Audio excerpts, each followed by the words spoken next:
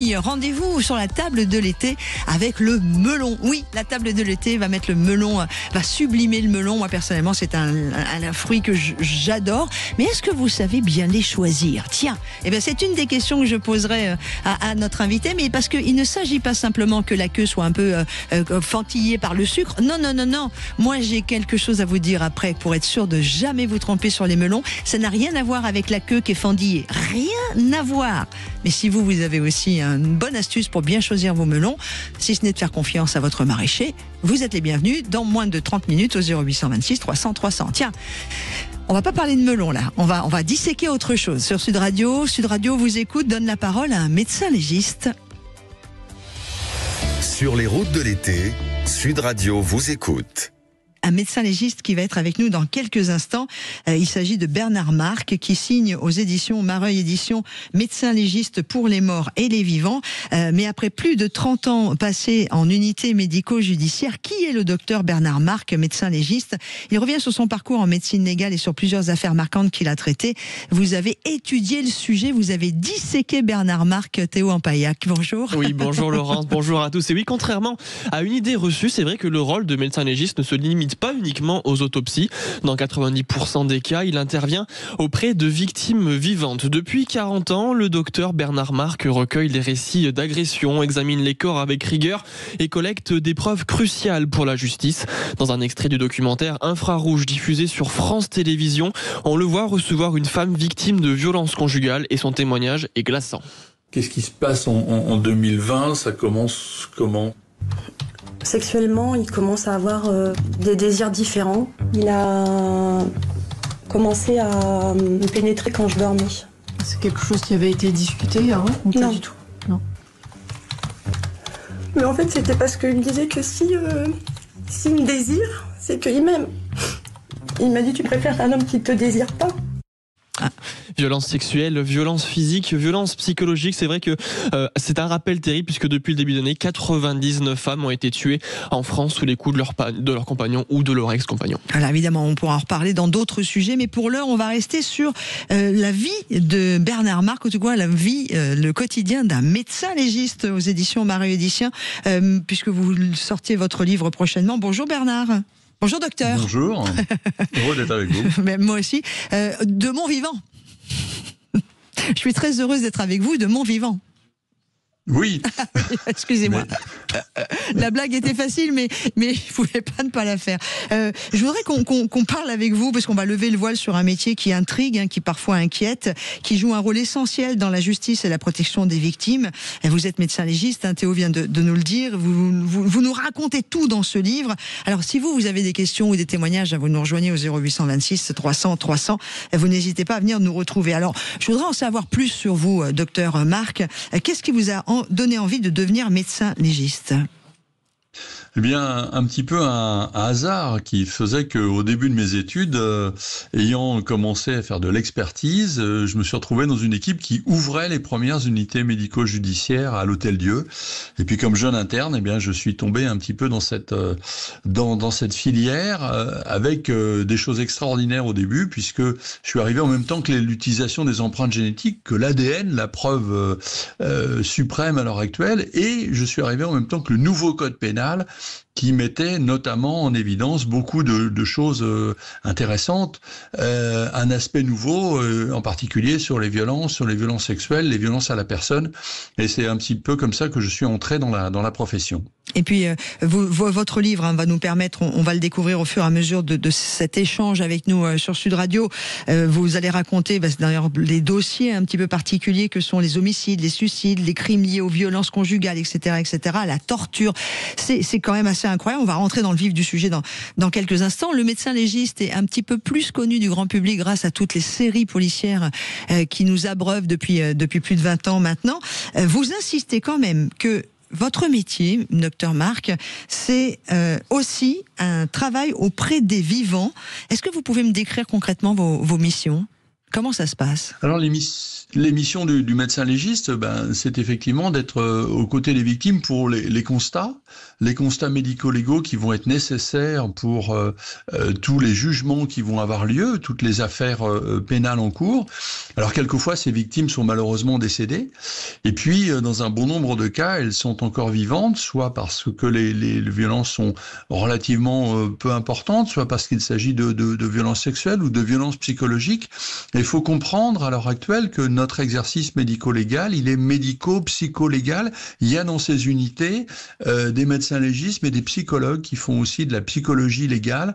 Donc, tout ça pour essayer de donner un aspect, donner des éléments importants de mesure, de quantification, d'objectivation de violence dont souffrent ces personnes. Et c'est très important d'être à la fois au service des victimes et au service de la justice. Quand vous arrivez sur une scène de crime, ça y est, moi je suis dans les films là. Quelles sont les premières choses que vous observez? Alors, quand on arrive sur une scène de crime, le médecin légiste, il va avoir d'abord à prendre un petit peu connaissance de l'ambiance, et puis à s'habiller, c'est la troisième silhouette blanche qu'on voit quand il y a quelques photos ou quelques extraits vidéo pris. Il y a d'abord les techniciens de scène de crime qui vont relever tous les traces et indices, et on ne perturbe pas leur travail pour rajouter de l'ADN, éventuellement par une erreur.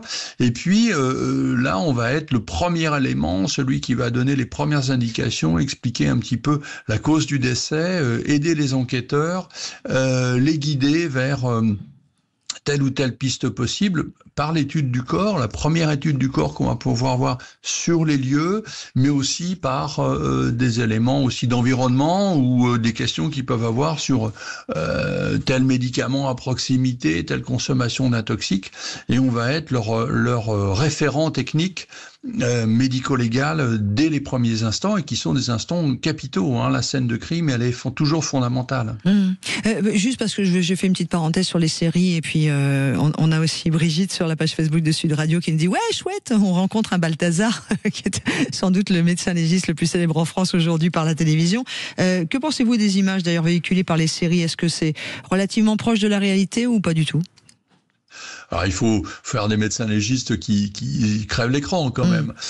Donc malheureusement on doit être un petit peu plus terne sur les lieux où on travaille. Et puis il y a une deuxième chose qui est effectivement le temps, où effectivement nos investigations sont longues, les prélèvements qu'on va faire et les analyses qu'on va faire ne sont pas aussi immédiats et formidables. Et on se base vraiment sur des éléments scientifiques. Donc nos intuitions et nos éléments qui vont nous faire transcender la vérité ou la trouver tout de suite, c'est très bien dans les séries. Nous, on est beaucoup plus sur une réalité concrète et des éléments qu'on essaie d'assembler les uns après les autres pour qu'il y ait une cohérence dont on pourra discuter lorsqu'on sera devant la cour d'assises et on déposera lors des procès. Vous dites dans votre livre, médecin légiste pour les morts et les vivants aux éditions Mareuil Éditions, docteur Bernard Marc. Vous parlez beaucoup des vivants depuis le début de notre échange. Vous avez aussi beaucoup parlé des violences féminines, des violences psychologiques, des personnes âgées maltraitées. Vous identifiez parfois cela avant même qu'ils ne parlent. Comment ça se déroule cette partie de votre mission ? C'est très important que dans notre entretien avec des victimes, on puisse dévoiler des violences.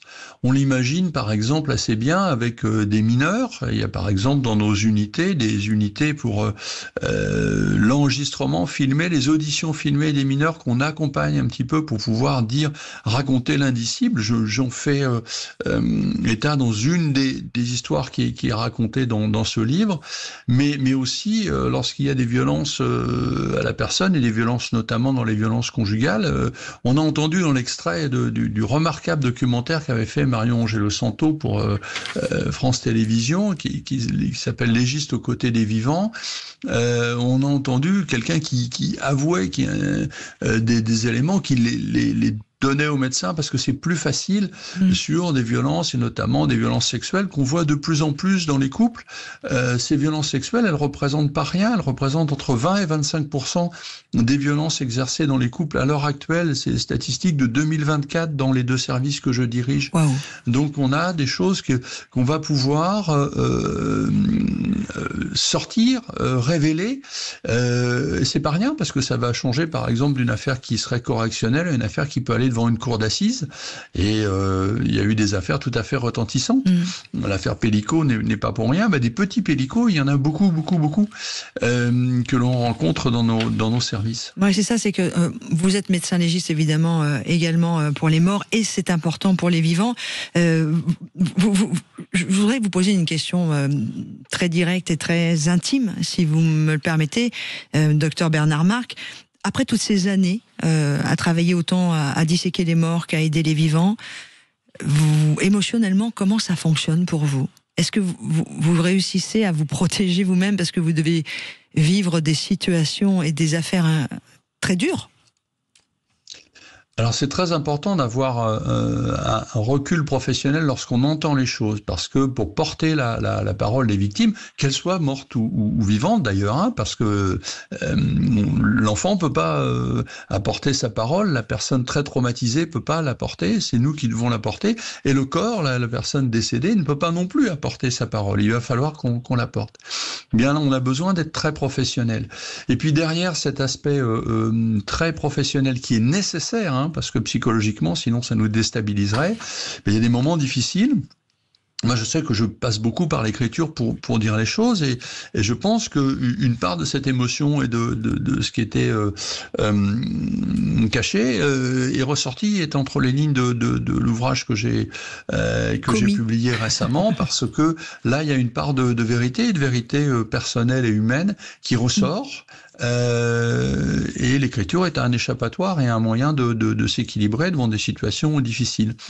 Mais quelquefois, devant des situations difficiles qu'on a rencontrées, des scènes de décès, parfois accidentelles mais tout à fait dramatiques, eh bien, il y a besoin du temps, et il y a des rapports qui ne s'écrivent pas dans la journée. On peut pas passer de ce qu'on a vu à immédiatement l'écriture, même d'un rapport médico-légal.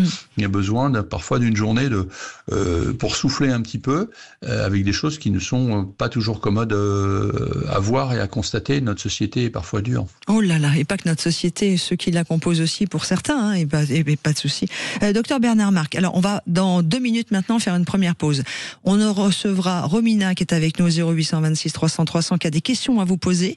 Elle nous a rejoint, Manu l'a accueilli. On a François sur la page Facebook de Sud Radio qui a des questions à vous poser, mais avant de les accueillir ou avant d'être leur voix, racontez-nous, avant la première pause de notre émission, l'une des histoires qui vous a le plus marqué, peut-être que l'on retrouve dans votre livre, ce livre Médecin légiste pour les morts et les vivants, qui est sorti au mois de juin dernier aux éditions Mareuil Éditions. Docteur Bernard Marc.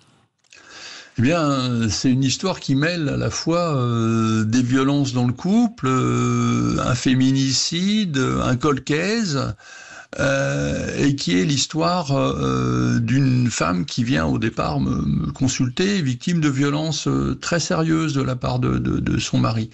À ce moment-là, il n'y a pas encore toute la dynamique pour les prendre en compte, mais il y a déjà les empreintes génétiques, et on va entendre le mari puis le laisser sortir, et on va faire à ce moment-là des empreintes génétiques qui vont être analysées tranquillement par la suite.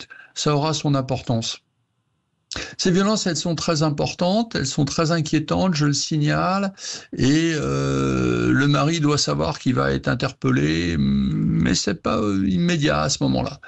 Et ça va se conclure terriblement, puisqu'il va enlever sa femme, puis la tuer, puis essayer de brûler le corps, tout ça dans un élément tout à fait sordide, puis essayer de se donner la mort en s'immolant par le feu, mais il a plus d'essence et il va se noyer, donc quelque chose de tout à fait dramatique. Donc on est dans quelque chose qui est déjà difficile à voir, parce que cette mort qu'on aurait pu éviter, on n'a pas pu l'éviter. Vous vous rappeliez tout à l'heure les 99 féminicides depuis le début de l'année, vous voyez, il y en avait déjà, et c'était déjà une problématique particulière. Et puis, quelque temps après, les empreintes génétiques de ce monsieur ressortent. Et malheureusement, elles apportent la conclusion à un cold case qui a été tout à fait fameux, l'affaire Angélique, qui est celui d'une jeune fille qui a été tuée et violée il y a des années. Tout le monde a cherché à voir l'auteur. On n'arrivait pas à matcher, à trouver qui pouvait être cet auteur. Là, on a le nom et la terrible difficulté d'avoir à la fois le nom et de ne pas pouvoir le juger puisqu'il s'est donné la mort. Et cette espèce de parabole très complexe, on y arrive. Parabole tellement complexe que ce poids-là, l'avocat de la famille, maître Muriel Bélier-Kant, avait, avec la famille, réussi à influencer l'inscription au fichier national des empreintes génétiques. C'est à cause de cette histoire que le fichier national des empreintes génétiques, qui résout tant de cold cases, vous voyez, on est vraiment dans des sujets que ce fichier donc a fait naître cette possibilité de résoudre les cold cases. Et pire encore, dernier élément dramatique, j'aurais expertisé sur les plaies, les photos des plaies et des lésions sur Angélique et sur les photos des plaies et des lésions que j'ai prises moi-même sur les corps de la femme décédée, a identifié le fait que la même arme a été utilisée. Donc, vous le disiez, la société est dure et certains qui la composent encore plus dure, avec cette fascination pour le crime qui avait fait garder au criminel l'arme du crime dont il s'est servi 2 fois. Le docteur Bernard Marc est avec nous sur Sud Radio. Dans Sud Radio vous écoute, dans le cadre des routes de l'été. Le docteur Bernard Marc, chef du service de médecine légale. Il exerce la médecine depuis 35 ans, cette médecine légale en Ile-de-France, dans les Hauts-de-France. Il compte aussi plus de 20 ans d'expertise près de la cour d'appel. Il est par ailleurs médecin légiste, référent dans de nombreuses émissions, notamment Appel à témoins sur M6, animé par Julien Courbet, Enquête criminelle sur W9 avec Nathalie Renaud. Et il commet, oui, je dis bien, il commet ce livre aux éditions Mareuil Éditions, le docteur Bernard Marc, médecin légiste pour les morts et les vivants. Il est notre invité dans Sud Radio vous écoute. D'autres histoires seront à venir sur notre antenne. Restez en notre compagnie. Je vous accueille pour vos questions dans quelques minutes. Sud Radio vous écoute. Et après plus de 30 ans d'enquête médico-judiciaire, il a vu le meilleur et parfois le pire de l'âme humaine, des affaires criminelles marquantes, des vies sauvées, des vérités mises en lumière. Le docteur Bernard Marc, médecin légiste, est notre invité. Et vous aussi, vous avez des questions à poser à notre invité sur Sud Radio, vous nous écoute, vous pouvez composer le 0826 300 300 ou simplement réagir aussi sur la page Facebook de Sud Radio où vous êtes nombreux, où il y a énormément de questions qui arrivent. Matt est là, Nathalie, François, tout le monde est là, donc on va prendre le temps.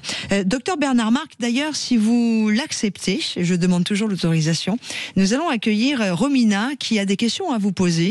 Vous qui signez ce livre Médecin légiste pour les morts et les vivants chez Mareuil Éditions. Êtes-vous d'accord ? Tout à fait, bien sûr. Oui. Je connaissais la réponse, je n'ai pas pris beaucoup de risques. Bonjour Romina. Oui, bonjour. Vous êtes à Vic en Bigorre. Oui, dans le 65. Oui. Infirmière libérale et vous avez donc des questions, c'est ce que vous avez dit à Manu, à poser à notre invité. Oui, bonjour. J'exerce en tant qu'infirmière libérale en milieu rural et évidemment cette question des luttes contre les violences faites aux femmes comme aux enfants, elle peut aussi faire partie de mon quotidien puisque je rentre chez les gens. Et j'avais une première question, c'était de savoir si le docteur pensait que la formation médicale permettait aux médecins déjà de savoir recevoir la parole des victimes. Et est-ce que vous pensez qu'ils sont pleinement capables, à partir de cette formation médicale, de savoir quoi en faire ? Docteur Marc. Alors, c'est véritablement des axes sur lesquels il faut travailler pour la formation médicale continue. Je crois que dans nos études de base, on avait assez peu de choses. Heureusement, il commence maintenant à y avoir de plus en plus dans les instituts de formation en soins infirmiers, pour parler déjà de vous, Romina, des formations et un temps passé en 3e année pour sensibiliser à cette problématique, puisque les attestations par les professionnels de santé comme vous sont tout à fait possibles et que vous entrez dans les maisons, beaucoup plus d'ailleurs que les médecins traitants qui, à l'heure actuelle, font assez peu de visites à domicile. Et puis pour les médecins, on essaie de mettre en place ces éléments, de sensibiliser. On le fait peu à peu, pas à pas. C'est aussi une grande partie de mon travail depuis des années. Je fais beaucoup de formations, je me déplace, je vais former des professionnels un peu partout, que ce soit dans la Meuse ou à Pau, en passant par Avranches. Donc des endroits où on a besoin, on a ressenti ce besoin, les équipes se sont trouvées, où les professionnels se sont trouvés devant tel ou tel type de situation, et j'interviens là aussi sur mes zones d'activité, évidemment, pour essayer de multiplier ces formations et de faire que l'écoute, le repérage soit de plus en plus efficace. Mais c'est encore un grand chantier, c'est peut-être le chantier de ma fin de carrière, parce que c'est vraiment très important de sensibiliser le maximum de professionnels de santé à ces problèmes. Justement pour qu'on s'arrête à la prévention et qu'il n'y ait pas le diagnostic merveilleux fait par le médecin légiste, merveilleux avec tous les guillemets que vous imaginez, lorsqu'on a à faire face à un corps en disant « Ah oui, c'est normal, on le savait bien, ça devait arriver depuis le temps qu'on le savait ». Eh bien ça, si on veut plus l'entendre. Mais du coup, pour répondre vraiment à la question de Romina, vous êtes plutôt aussi un défenseur de la formation pour les infirmières libérales comme Romina et toutes ses collègues ? C'est tout à fait nécessaire. Il y a un site extrêmement important pour les professionnels de santé qui s'appelle Arrêtons les violences. .gouv.fr, donc c'est dire s'il est officiel, mais ce Arrêtons les violences comporte des éléments, on y a réfléchi beaucoup, je suis moi-même référent pour la mission interministérielle contre les violences faites aux femmes, pour la MIPROF, et on forme les praticiens, on forme les urgentistes, on forme le plus largement possible les personnels de santé, les gynécologues obstétriciens, les sages-femmes. Vous savez que la violence dans le couple, le pic de la violence, on l'imagine, il y a un pic au moment de la séparation, mais il y a aussi un pic au moment des grossesses. Il y a le fait d'intervenir et de signaler et de sensibiliser les professionnels fait qu'on va protéger et les femmes et les enfants, donc c'est absolument nécessaire. Et on rappelle bien, autant pour les morts que pour les vivants. C'est le titre de votre livre, Médecin légiste pour les morts et les vivants, la violence disséquée, chez Mareuil Éditions. Je l'ai pas encore lu entièrement, mais je peux vous dire que je suis déjà complètement rentré dedans, et pour être très honnête avec vous, votre écriture, Bernard Marc, me rappelle, docteur, celle d'un grand homme de télévision française qui s'appelait Pierre Bellemare et qui savait lui aussi raconter des histoires comme aucun, et vous êtes pareil. Je vais partager quelques lignes avec vous de ce livre. La veille de la journée de commémoration de l'armistice de 1918, qui anime Rotonde et ses environs compiègnois, une femme, Sylvie, se rend à une gendarmerie proche, se disant inquiète de ne pas voir rentrer son mari, craignant que celui-ci ait mis fin à ses jours en raison de leurs difficultés financières. La vie est difficile pour cette famille nombreuse, seul le mari travaille comme homme à tout faire. À l'hippodrome de Compiègne, il taille les haies, tond la pelouse, entretient la piste pour les chevaux, pas de quoi espérer un salaire mirobolant. Le 9 novembre donc, son mari Jean-Paul, bientôt 50 ans, serait parti de la maison et ne serait jamais revenu, dit-elle. Elle et ses 5 enfants s'inquiètent, etc., etc. Ce livre est vraiment, je le conseille à tout le monde parce qu'évidemment ça fait froid dans le dos. Il y a des histoires, aucune histoire n'est jolie, enfin presque. Je voudrais aussi partager avec vous les questions, docteur Marc, sur la page Facebook. François nous pose la question d'ailleurs, est-ce qu'il y a encore beaucoup de crimes en série? Et puis il nous parle aussi de l'ADN. L'ADN est fiable mais pas à 100%. Est-ce qu'il peut y avoir des erreurs? Alors, les crimes en série sont relativement rares en France. On a beaucoup plus d'agressions sexuelles en série. Là, des violeurs en série, j'en ai vu, j'en ai côtoyé. J'ai vu les victimes d'un bon nombre. Quant à l'ADN, l'ADN est une arme à double tranchant, c'est-à-dire qu'il est maintenant tellement fiable, tellement subtil que on risque de commettre des erreurs. Il est nécessaire de véritablement traiter les scènes de crime comme si on était sur un laboratoire. Vous savez que la plus grande affaire criminelle en série en Autriche, c'est une laborantine qui traitait les empreintes génétiques et qui ne devait pas suffisamment se protéger et qui contaminait un certain nombre d'échantillons. Donc, au 30e meurtre que pouvait commettre la même femme, ils se sont quand même un peu inquiétés et ils se sont aperçus de cela. Donc l'ADN, oui, mais l'ADN ne dit pas tout et pose un certain nombre de questions. Depuis combien de temps est-il déposé? Est-ce que c'est un dépôt par simple contact ou est-ce que la personne a dû appuyer, donc éventuellement être à l'origine du crime que l'on mesure? Eh bien, toutes ces choses-là sont effectivement très importantes. L'ADN est une arme véritablement importante, mais il n'y a pas que lui dans l'enquête criminelle à l'heure actuelle. Il y a également, toujours sur la page Facebook de Sud Radio, et puis je vous demandais de nous raconter une autre histoire, si vous le voulez bien, docteur Bernard Marc. Il y a Matt qui dit, comme le dit votre collègue belge Philippe Boxeau, le médecin légiste est la dernière chance pour un mort de se faire entendre des vivants. Et pourtant, quelquefois, est-ce que cela vous arrive de ne pas trouver? Alors bien évidemment, notre apport exact est limité par les éléments scientifiques, mais aussi par un état d'un corps.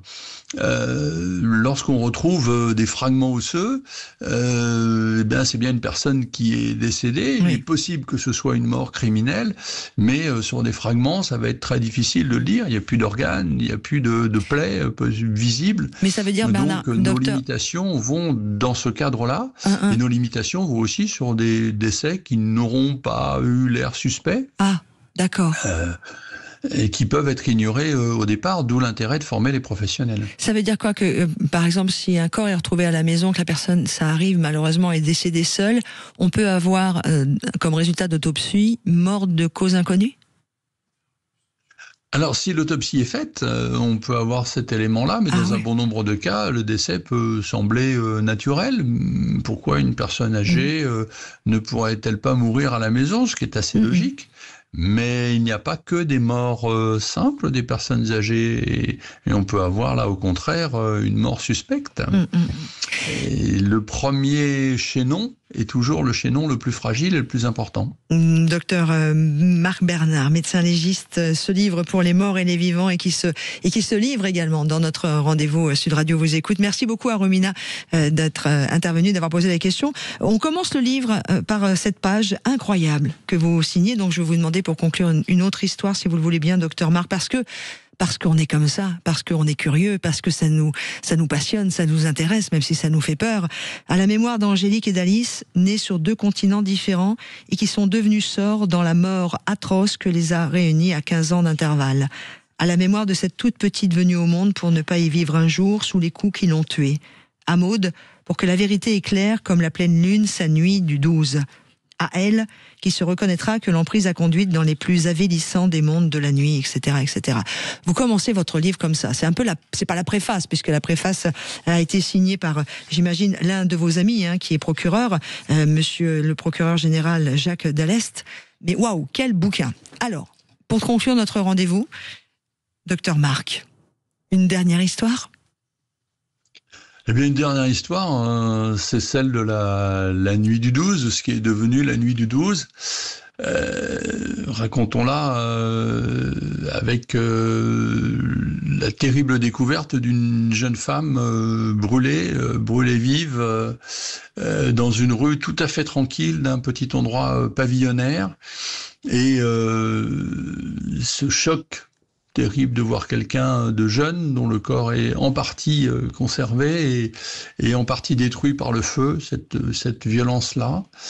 L'acharnement des enquêteurs et de tout le monde à essayer de découvrir qui a pu la guetter, parce que sans l'avoir guettée dans cette petite rue, qui aurait pu lui donner la mort. Et puis des années plus tard, parce que l'histoire a été connue et parce que Dominique Moll, le réalisateur, s'en est emparé, on me pose des questions très techniques, juste d'être technique, parce que les décorateurs voudraient faire un mannequin spécial qui ressemblerait à un corps brûlé. Alors on me pose la question, est-ce que vous avez des éléments photographiques qui peuvent ressembler à un corps brûlé? Oui, je dis oui. Mais un corps brûlé à moitié, oui. Mais à moitié, juste le haut, à moitié. C'est très rare, ça. Est-ce que vous pouvez m'expliquer un peu l'histoire ?